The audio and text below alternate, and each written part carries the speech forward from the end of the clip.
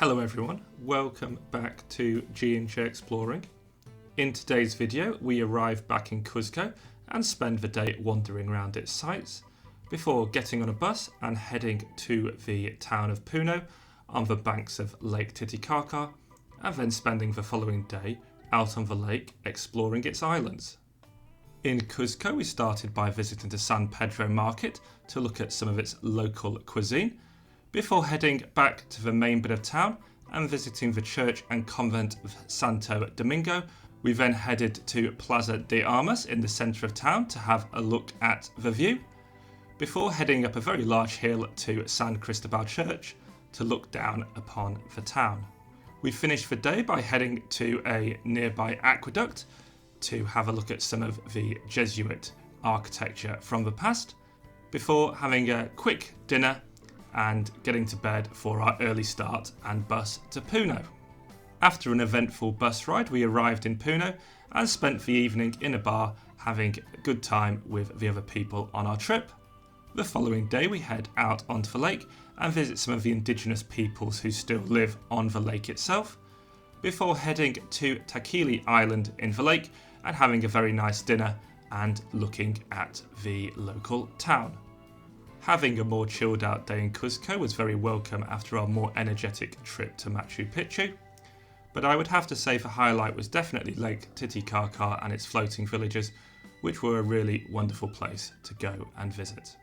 We hope you enjoy this video, and on with the show. It's a new day and we're in a bit more of a local part of Cusco, and we're heading to the main market to see what we can find.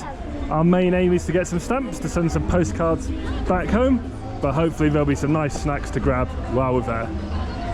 We are now in the locals bit of the market and we seem to be in the restaurant area. Some very good looking stuff. I don't think anything George and I were brave enough to try this time round. Food hygiene is definitely not what we're used to, not what our tummies are used to, and there isn't unfortunately any point risking it on a trip such as this where we've got lots to do and lots to see. But it's amazingly vibrant. There are tourists here, but there are also far more locals, and it's a good authentic experience. Our senses have been assaulted a bit, but you've got to come and check these things out. We have left the food area and have headed into the more general merchandise area. We went down the butcher's aisle and saw a lot of things we didn't want to see, so we left there fairly quickly, and we're now wandering around the more pre-packaged area. But it's a really nice market, really good, lots of different smells, and if you're in Cusco, you definitely need to come here.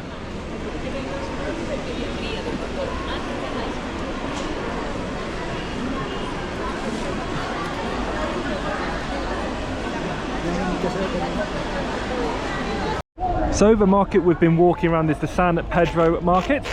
We've just had a milkshake, we've had some mango, both of which were lovely. And yeah, we can't recommend coming here enough. It's only a little bit away from the town centre and well worth coming to.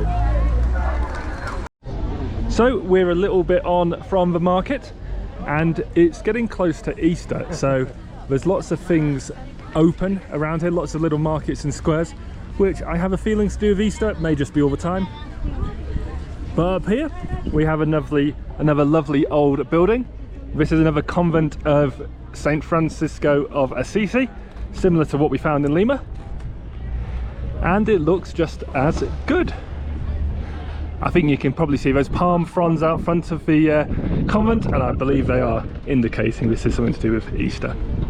Anyway, spinning around, we have a very nice little square, and we're now going to do some exploring. I'm now back at the Santo Domingo Church. Juliet is having a massage, so I've got an hour or so free to go wander around, and I'm going to head into the church and the Incan ruins it's built on and have a look around. So I am here in the Santo Domingo Convent, and it is very nicely done. The entrance is only 20 soles, so not very much at all, and you've got the much more modern, well I say modern, relatively modern, built in the 15th century / 16th century Catholic church, and this was built on Incan ruins, some of which you can see just there to the side. But it's very nicely done. and given the price isn't too high, well worth coming to. It's also starting to rain a little bit, which is very refreshing because it was a bit warm earlier. So I'm going to wander around a bit more and then head down to the grass in front of the church. So I'm now outside the convent, and the wind has come up and there's some rain in the air, but still very nice. I'm a bit colder now, which is quite pleasant actually. And here we can see the convent in the background, and we can see some of the older, or much older, Incan walls in the foreground that it was built on. But it's very nice to visit, and now I'm going to be heading over to where the convent is now, and I think I might be able to go up one of the towers. I've finished with the convent and I'm now back in the main city square here in Cusco and just watching life go by. As I've said before, Cusco really is a very nice place. Got the nice Spanish architecture, and it's still got some more local charm, and it's not been too ruined by tourists. There may be a lot in the centre where I am now, but out in the market it did feel quite authentic. Anyway, we're now going to be heading to get some lunch once Juliet shows up from her massage, and then heading higher up into the hills to an old church to look out down over the city. We're just walking around the square to go hunt down some lunch. We're fancying something a bit more local than we've been having, but we've got this great view once again of the square with all the people milling about. After having lunch in a very cheap restaurant just away from the main square, things got a lot cheaper. We're now heading up quite a big hill to the church of Sán Cristobal, and when we're up there we're hopefully going to get some nice views out across the city. We're now up at the Sán Cristobal Church, and we're not going in because it's $10 and we don't really need to, but we are just outside and having a look at the great view down towards Cusco and the town centre. We've now walked just past the church up to the Sapantiana Aqueduct. This was a nice place that the Jesuits in the 16th century and then the Spanish used to harvest water, and the water is culturally significant at that time, so it's quite an important site. We can go down to it as we just have. Got a nice example of an aqueduct here in Peru. So we are just on our way back to the hotel, and we've stopped at a bar with some very nice views out across the city. So down there we have the centre, and spinning round we have Juliet, and we have the Sán Cristobal Church, and spinning round more we have the whole town in front of us. It's a bit later in the day and Juliet and I have gone out for our last meal here in Cusco. We've gone to the Sangucheria and Creperie, which is a very well-priced restaurant where we've had some burgers, and for $10 a burger you really can't complain. So tomorrow we're going to be leaving Cusco on a bus and heading further south into Peru, and we'll see what we find when we get there. We are now on our way to Puno and Lake Titicaca, and we have got a very luxurious bus to the lake, and the bus is there. Unfortunately, the bus has got some mechanical difficulties at this moment in time, so we've all just been deposited up here on the mountain waiting for it to cool down a bit and we can continue on our journey. So hopefully we'll see you soon in Puno. After a fairly long bus ride, around 7 hours from Cusco, we are now here in Puno on Lake Titicaca. So getting the bus is not the quickest way of doing it. You can fly to a nearby city and then get a short bus from there, but it's a lot cheaper and it saves us some money on the tour fee. And the bus was so comfortable, it was hardly an inconvenience. But anyway, here we are in the middle of Puno, going through the nice little square, and we've got the very nice church over there in the distance. So I'm going to go get a drink now, and then tomorrow we're going to be heading out onto the lake, and later on today we're probably going to go for some dinner and maybe see some more sights.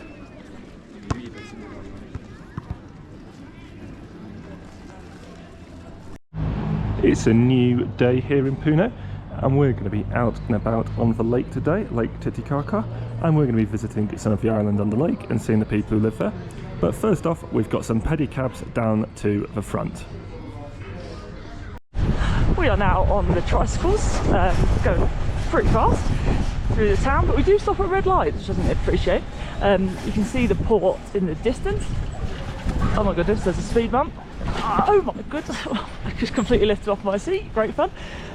So yeah, a bit touristy, but this is actually how the locals do get around, especially on this Easter weekend, because it is very quiet.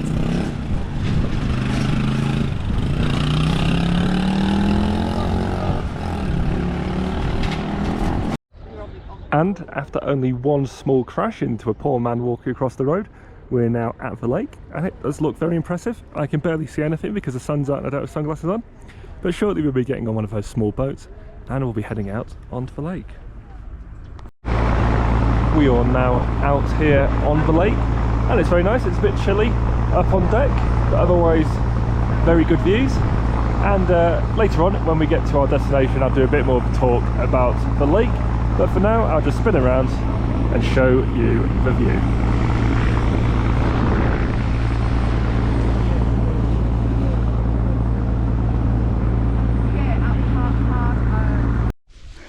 We've now got off the boat. We're on a floating island, so it's just reeds and you can feel a bit of bounce here from the water.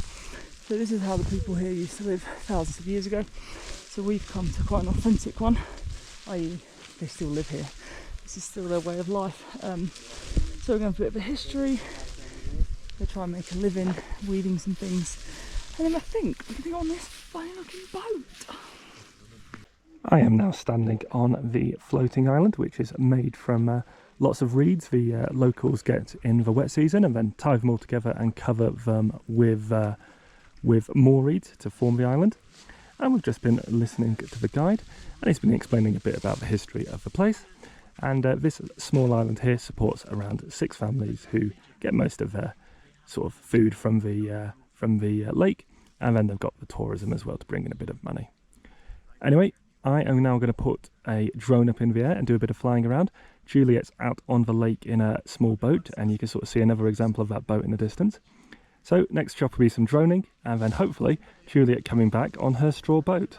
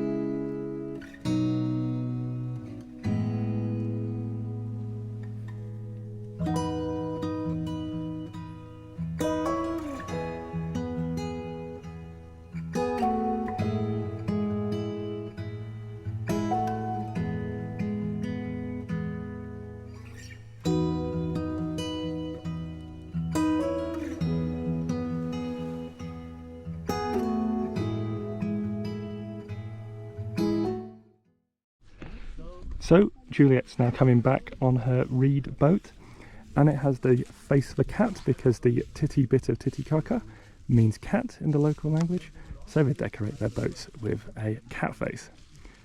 Anyway, hopefully Juliet's done some photos out there on the lake, but for now I'll just do a quick spin round and show you the view all around.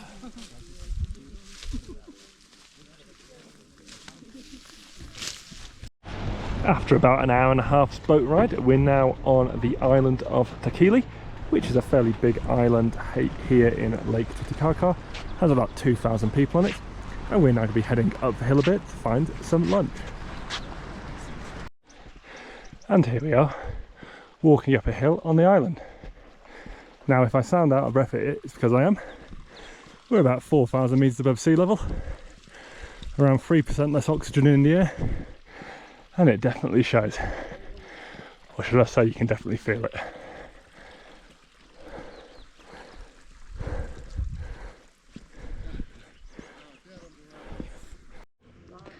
So we are now at a little community restaurant. We have just had some fried bread with chimichurri and a quinoa soup. We've got trout from the lake to come and some form of pudding. I didn't quite catch the translation, but you know, coming onto an island, Lake Titicaca, and we are here. Excuse the pylons, otherwise, great view.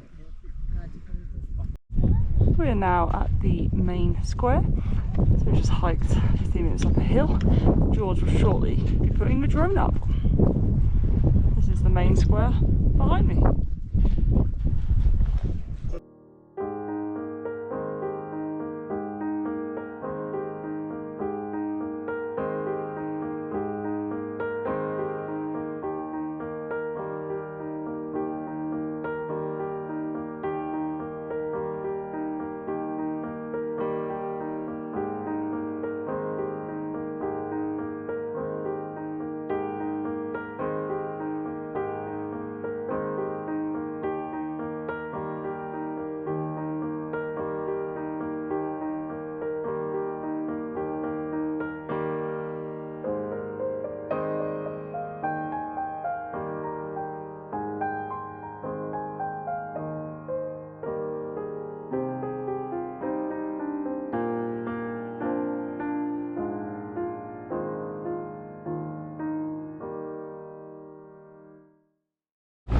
We have now left the island we went to for lunch, and we're heading back to Puno now on the boat. We had a small walk around the island as Juliet showed. I got a little bit lost, so I had to take an alternative route back to the boat, but otherwise it was all good. And now we're heading back to Puno, and we've got the wonderful view all around us. And with the sun trying to get through the clouds, and so the blue sky around and all the water, it really is quite spectacular.